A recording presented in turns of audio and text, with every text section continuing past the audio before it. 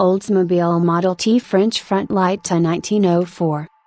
How do you follow up the most famous front end in early motoring? With an even more attractive model, of course.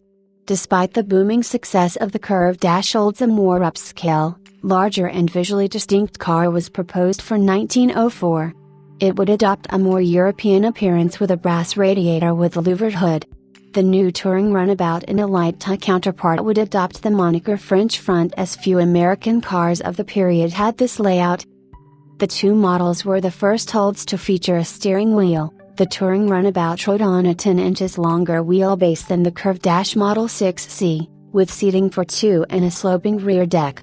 The light being basically a longer chassis version, was a further 8 inches in length, with an extra 2 seats which were detachable, giving the option of 2 or 4 seat configurations and having much more presence than its brethren.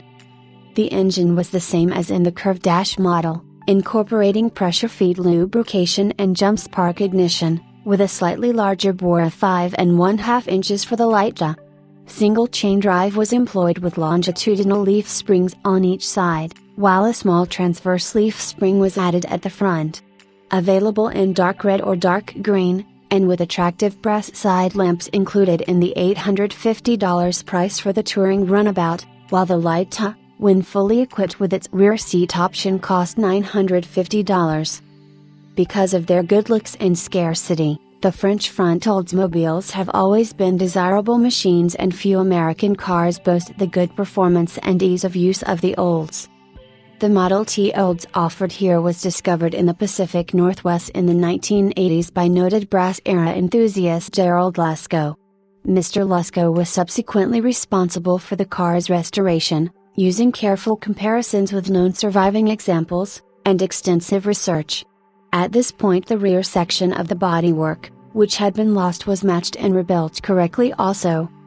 In the present ownership for the last 5 years, as acquired, the car has been the subject of a good quality refurbishment of its cosmetics in period correct red scheme and tastefully trimmed with French pleat upholstery.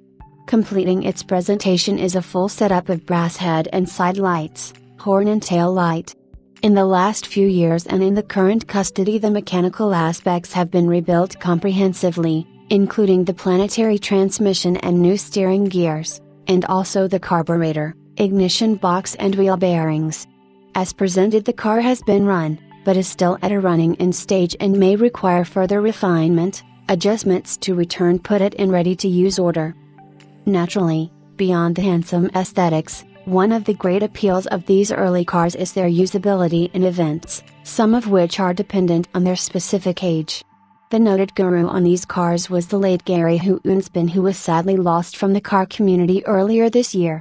In the last few years, the current owner and Mr. Hoonsbin had been working with the noted international authority for these cars, the Veteran Car Club of Great Britain, to confirm their acceptance of the Oldsmobile Model T as being built in 1904.